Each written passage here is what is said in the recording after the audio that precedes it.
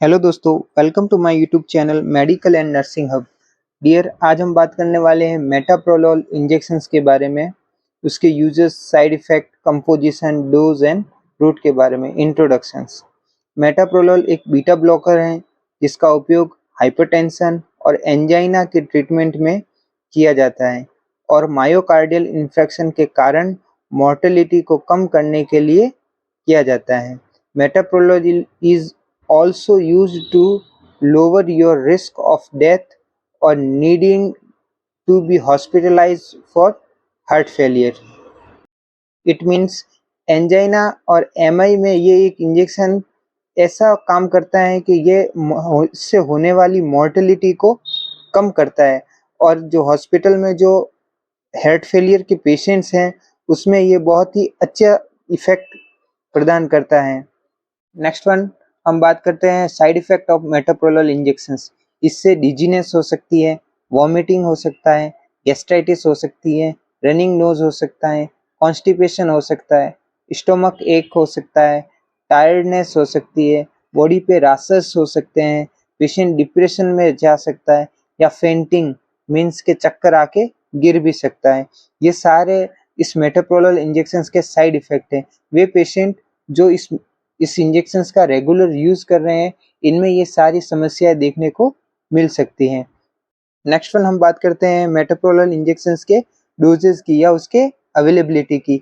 तो ये oral and injection दोनों ही फॉर्म में अवेलेबल है।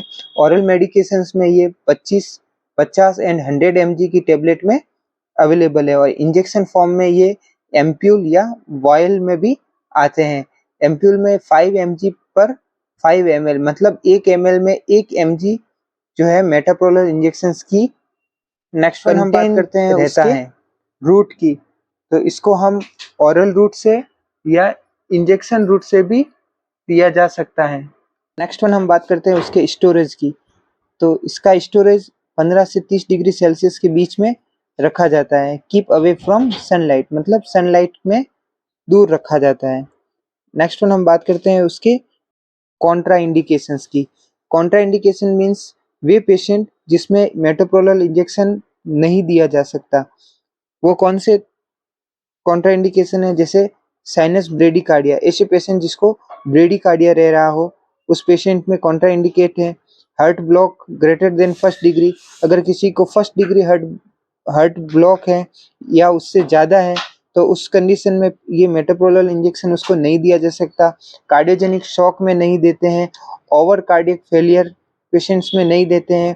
It should be avoided in asthmatics, ऐसे पेशेंट जिसको अस्थमा है उसमें भी मेटोप्रोलोल इंजेक्शंस का यूज नहीं करते हैं। नेक्स्ट वन हम बात करते हैं उसके यूजर्स की। तो it mainly relieving a patient from angina pectoris and high blood pressure, manage heart attack, prevent migraine. मतलब it mainly relieving a patients मतलब ऐसे पेशेंट जिसको एंजाइना पेक्टोरिस है मीन्स चेस्ट पेन है, हाई ब्लड प्रेशर्स हैं, heart attack के patients हैं या प्रिवेंट माइग्रेन्स या माइग्रेन को प्रिवेंट करने के लिए मेटोप्रोलोल इंजेक्शंस का यूज किया जाता है।